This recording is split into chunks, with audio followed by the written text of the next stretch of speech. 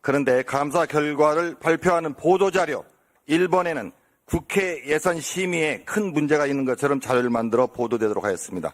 특히 감사 내용을 보면 마치 국회가 예산심사를 위법하게 하는 것처럼 보이게 하고 결론의 조치사항을 또 보면은 법령에 미비한 점이 있어 불명확한 소지가 있다 이렇게 또 언급도 합니다. 본의원은 감사원이 보도자료로 상충하는 내용을 배포하면서 국회 예산심의권과 의결권을 심하게 훼손시켰다고 생각합니다. 국회는 감사원의 감사 대상 기관도 아닙니다. 민주주의 원칙, 상권 분립에 따라 국회는 독립적인 헌법상 기관입니다. 국민의 대표기관인 국회에 대해서 감사원이 국회 예산 심의권을 훼손시킨 것으로 저는 판단합니다.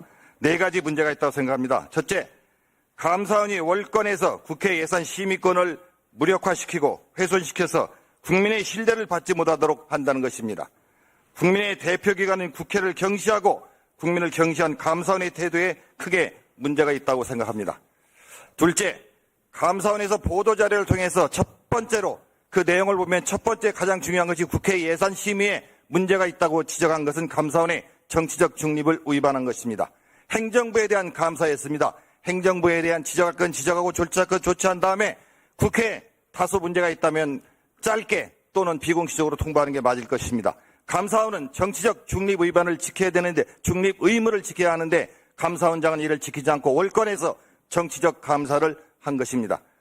셋째, 현재 지금 2024년도 결산과 예산 심의를 계속하고 있습니다.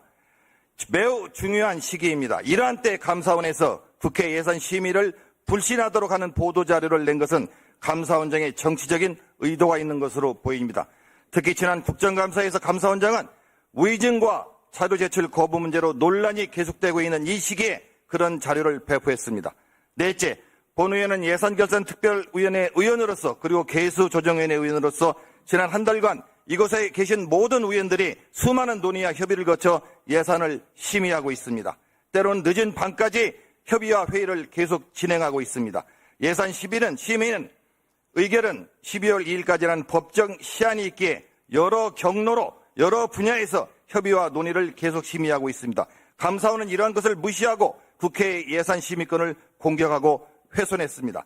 그리고 이 내용에 대한 감사원장에 대한 감사원장이 이 내용을 지금 전혀 정확하게 이해하지 못하고 있구나라는 생각이 많이 들었습니다. 저희가 문제 제기를 한 내용들은 물론 지금 뭐 보도자료가 좀 핵심적으로 이야기를 하시긴 하지만 실제 감사 결과를 봐도 얼마나 이번에 감사원의 감사 결과가 정치적인 의도를 가지고 있는지 확인할 수 있습니다. 예를 들면요.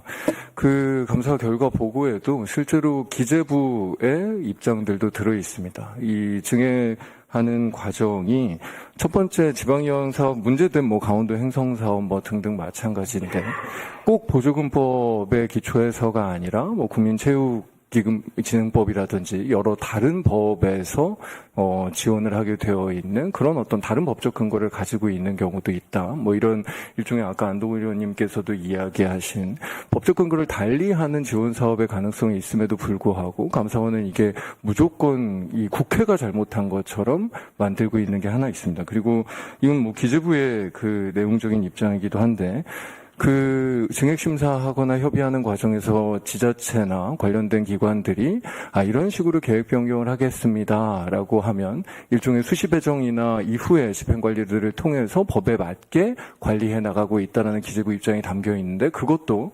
감사원은 전혀 받아들이지 않습니다. 아니 구두로 이야기하거나 그 관련자나 기관장이 이야기한 걸 어떻게 신뢰하냐 그거를 남겨놓지 않았기 때문에 문제다라고 하고 있고요. 또 하나는 이 감사원이 수천 개의 이 예결위 증액 과정에서 저희가 그 지금 뭐 소위 자료나 여러 가지 서면질이 들어온 게 수천 개가 될 겁니다. 이번에도요. 왜 그거를 다 기록으로 남기지 않느냐라는 거를 감사원이 또 문제를 삼고 있습니다. 저희가 이 수천 개에 대한 이 증액 검토를 모든 정부 부처가 다 할 의무도 없고요. 실제로 그런 것들을 기록에 남겨야 될 의무도 없는데 그게 엄청나게 잘못되어 있는 것처럼 지적을 또 하고 있습니다. 그리고 최종적인 협의 과정에서 기록이 없다는 것도 감사원이 문제를 삼고 있는데요. 저희가 큰 규모의 특히나 양당 간의 예산 협의를 마지막으로 하는 협상을 할 때 그 지도부 간 협상이라든지 그런 것들을 기록에 남지 않는 그런 정치 과정에 대한 것들을 존중하지 않는 태도를 이 감사원이 감사 결과에서 보고 있습니다. 이런 부분들이 감사원이 실제의 예산 과정에 대한 완전한 몰이해 그리고 국회에서 이루어지는 정치 과정에 대한 폄훼를 하고 있다라고 저희가 판단을 하는 거고. 감사원의 보도자료에 기반해서 수많은 언론이 마치 국회 예산심사 과정, 예산 소위에서의 활동이 불법적이고 편법적이고 그리고 마치 지역 예산을 끼워넣기 하는 그런 쪽지 예산의 관행을 반복하고 있다. 이런 보도 내용을 수많은 언론이 다뤘습니다. 여기 구작은 국민의힘 간사님도 계시지만 지금껏 예결 소위 과정에서 단 한 건도 그러한 사례가 없습니다. 그리고 예결 소위 소소위 과정은 소위 과정을 통해 가지고 심사의 과정들을 모든 소위위원들과 그리고 언론이 배석한 가운데 다 공개를 하고 있는 상황입니다. 그런 언급들이 없었다고 하는 건 또 다른 거짓말입니다. 국민들에게, 국회의원들에게, 국회에게 진솔한 사과가 없는 감사원장에 대해서 위원장님께서는 퇴장을 명령해 주시길 바라고요.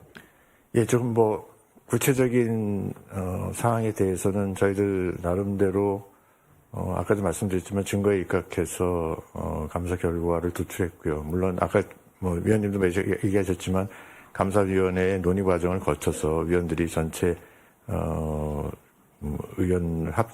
의견을 모아서 감사 결과가 나온 겁니다. 그래서 제가 혼자 독단적으로 결정한 건 아니고요.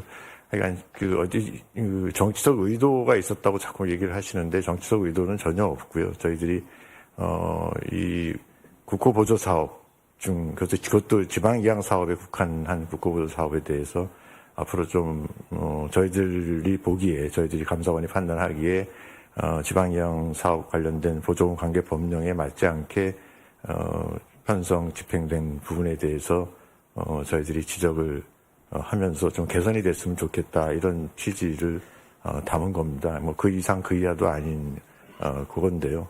그거를 자꾸 정치적 색채를 좀 더 씌우는 거는 제가 동의할 수 없고요. 물론 오늘 얘기하신 여러 가지 국회의 그 예산 심의권에 대해서 여러 위원님들이 진짜 많이 노력하시고 고생하셔서 정부의 편성에 대해서 심의해서 결정해 주시는 그 프로세스에 대해서는 저도 100% 존중을 합니다. 이제 저희들 감사 결과가 하나하나 개별적으로 지적하신 위원님들께는 저희들이 따로 설명을 좀 드리도록 그렇게 하겠습니다. 저희들 나름대로 그냥 피상적으로 지적하는 게 아니라 나름대로 저희들이 수집한 증거를 바탕으로 해서 그렇게 한 거고요. 그리고 그러니까 저희들 그 결과가 전체적인 어떤 그 위원님들이 하시는 특히나 예결위에서 하는 예산 심의권에 어떤 큰 문제가 있는 것처럼 비춰졌다면 그건 아니라는 말씀드리고요. 저희들은 저희들한테 주어진 청구된 범위 내에서 감사를 진행하는 과정에서 원인을 찾는 과정에서 몇 가지 사례를 저희들이 지적을 하는 그런 단계였었다는 말씀 다시 한번 드립니다. 그래서 국민들께서 혹시 오해하실 부분이 있다면 그렇지 않고 예산 편성권 전체에 대해서 저희들이 심각한 문제가 있다고 얘기하는 건 아니다는 말 다시 한번 드리고요. 그렇게 비춰진 부분이 있다면 제가 사과를 드리겠습니다. 하지만 저희들 그 감사 결과는 나름대로 그 충실한 증거에 의해서 결과가 도출됐고 저희들 감사위원회 의결 과정을 거쳐서 됐다는 말씀 드리고, 그러니까 궁금하신 위원님들께는 제가 개별적으로 설명을 드리도록 하겠습니다. 여기서 잠깐.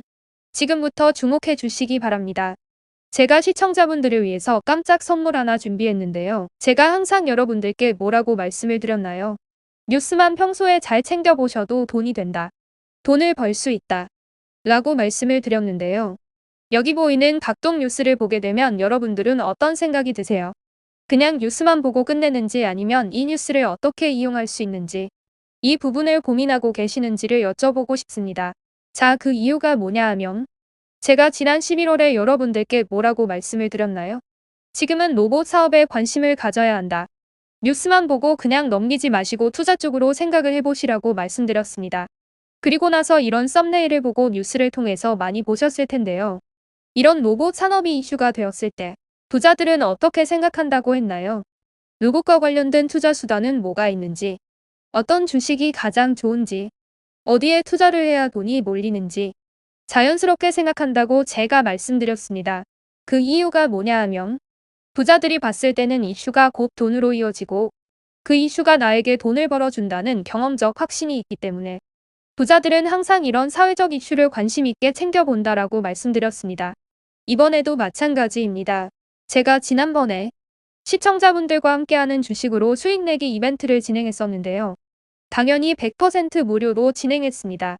자, 여기 보시면 아시겠지만 제가 지난번에도 저한테 성공이라는 문자를 보내주신 모든 시청자분들께 이렇게 로봇 관련주 중에 가장 급등할 확률이 높은 딱 한 종목, 두산로보틱스 한 종목을 여러분들께 추천드렸어요. 그러면서 여기 나와 있는 대로 정확히 얼마에 매수해야 하는지, 그리고 수익률이 어느 정도 나왔을 때 팔아야 하는지 여러분들께 정확히 알려드렸었는데 오른쪽을 보시면 아시겠지만 제가 11월 초에 문자로 이 두산로보틱스를 소개해드리고 나서 실제로 2달도 지나지 않아서 이렇게 주가가 2배 이상 급등이 나왔죠. 그래서 당시에도 굉장히 많은 분들이 제가 드린 이 종목으로 많은 수익을 내실 수 있었는데요. 다시 한번 수익 축하드리고, 자, 이번에도 마찬가지입니다. 최근에 이슈되고 있는 게 전쟁 키워드입니다. 여기서 우리는 어떻게 생각해 볼 수 있을까요? 전쟁이 계속해서 심화되면 피해가 커지기 때문에 전쟁에 필요한 물자나 의료 지원 물품들이 반드시 필요할 수밖에 없다. 그럼 그 중에서 전쟁을 실제로 해본 경험이 있고 의료 수준이 높은 우리나라 기업들 중에 한 곳이 가장 크게 부각될 수밖에 없습니다. 그럼 당연히 우리는 이쪽으로 생각해야 된다는 겁니다. 자, 그렇기 때문에 제가 이번에도 뭘 보내드린다고요? 지난번과 마찬가지로 성공이라는 문자를 보내주시면 제가 물자 지원 관련주 중에 앞으로 대장주 역할을 하면서 주가가 가장 크게 급등할 한 종목을 시청자분들께 문자로 종목명과 사고 파는 시점을 모두 알려드릴 거예요. 혹시라도 나는 주식을 하지 않는 분들, 연세가 있으셔서 망설이시는 분들은 주변에 주식하시는 분들이나 자녀분들에게 한번 사보라고 추천해 주실 수도 있으시겠죠. 그래서 이번 영상을 시청하시는 시청자분들 중에 나도 이번 종목이 궁금하다 하시는 분들은 부담 갖지 마시고 어느 시간대나 상관없이 상단에 제 번호를 항상 남겨놓고 있습니다. 제 번호 010-4292-3138 번호로 저에게 이런 식으로 성공이라고 문자 보내주시면 제가 이번에도 똑같이 무료 추천 급등주 문자를 보내드리겠습니다. 이해되시죠? 그래서 제 번호 010-4292-3138 번호로 성공이라고 문자 보내주시면 여러분들이 이슈를 통해서 직접 돈을 벌 수 있는 연습을 해보실 수 있습니다. 앞전에도 말씀드렸다시피 100% 무료로 진행되고 저는 많은 것을 바라지 않습니다. 구독과 좋아요 한 번씩만 눌러주시면 됩니다. 긴 영상 시청해 주셔서 감사합니다.